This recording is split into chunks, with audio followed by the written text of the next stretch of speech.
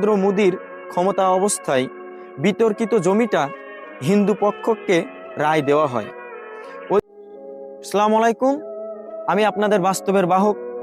আজকের আপনাদের মাঝে যে বিষয়টি নিয়ে আলোচনা করতে এসেছি সেটি হলো আমাদের পার্শ্ববর্তী দেশ ভারতের 500 বছরের পুরনো একটি মুসলিম ধর্মের ঐতিহাসিক স্থাপনা বা মসজিদ। এটি ভাঙা গড়ার অনেক ঐতিহাসিক ঘটনা আছে, যেটা আমি আপনাদের মাঝে এখন তুলে ধরতে চাচ্ছি। আপনারা শুরু থেকে শেষ পর্যন্ত আমার সাথে থাকবেন। মুঘল সম্রাট বাবর ও তার সেনাপতি ছিলেন মীর বাকি। ওনারা নির্মাণ করে 1528 খ্রিস্টাব্দ, অর্থাৎ বাবরের শাসনামলে বানানো হয় মুঘল ওই মসজিদটি। মসজিদটির নামকরণ করা হয়েছিল বাবরি মসজিদ। এখন কথা হচ্ছে, মসজিদটি নির্মাণ হয়েছিল কোথায়? এটা ভারতবর্ষের উত্তরপ্রদেশের অযোধ্যা শহরের রাম জন্মভূমি বলে একটি পরিচিত এলাকায় মসজিদটি নির্মাণ হয়েছিল। এখন বিষয় হচ্ছে, মসজিদটি কি কারণে ভাঙা হয়েছিল আর ওখানে কি দ্বন্দ্বের সৃষ্টি হয়েছিল। কিছু কিছু হিন্দু পক্ষের লোক দাবি করছিল এটি ভগবান রামের জন্মস্থান এবং এখানে আগে নাকি রাম মন্দির ছিল।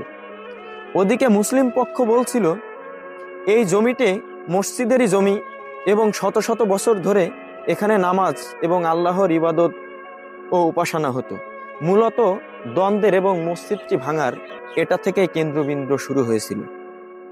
হিন্দু উগ্রপন্থী সংগঠনগুলো দাবি করে মন্দির ভেঙে নাকি ওখানে মসজিদ বানানো হয়েছিল এবং দাবির উপর ভিত্তি করে বহু বছর রাজনৈতিক ও ধর্মীয় আন্দোলন চলতে থাকে। অবশেষে 6 ডিসেম্বর 1992 সালে সমাবেশে জড়ো করা হয়েছিল কারসাজকদের বিশাল একটি সংগঠন। জোরপূর্বক মসজিদটি ভেঙে ফেলা হয়, অর্থাৎ জনতার হাতে ভাঙচুর হয়েছিল বাবরি মসজিদটি। সেখানে ছিল না কোনো সরকারি অনুমতি বা আদালতের কোনো ডকুমেন্ট ছাড়া। এখন বিষয় হচ্ছে, মসজিদটি ভাঙার পরে কি হয়েছিল। দেশে ব্যাপক দাঙ্গা ছড়িয়ে পড়েছিল। জমির মালিকানা নিয়ে মামলা চলছিল ভারতের সুপ্রিম কোর্ট পর্যন্ত। অবশেষে 2019 সালে বিজেপির শাসনামলে, অর্থাৎ নরেন্দ্র মোদীর ক্ষমতা অবস্থায় বিতর্কিত জমিটা হিন্দু পক্ষকে রায় দেওয়া হয়। ওদিকে মুসলমানদের জন্য অযোধ্যা শহরের বাইরে 5 একর নতুন জমি দেওয়ার সিদ্ধান্ত নেওয়া হয়। এখন বিষয়টি হচ্ছে, 2019 সালে কোর্টের রায় পাওয়ার পরেও বাবরি মসজিদের কাজটি শুরু করা হয়নি।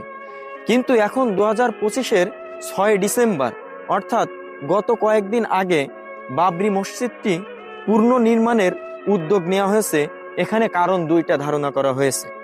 প্রথম কারণটি ধারণা করা হচ্ছে, বাবরি মসজিদটি ছিল ভারতের ঐতিহাসিক একটি ক্ষত ও ধর্মীয় অধিকারের প্রতীক হিসেবে মুসলিমদের একটি আবেগের জায়গা, যার কারণে মসজিদটি আবার পুনরায় সংস্কারের কাজ শুরু করা হয়েছে।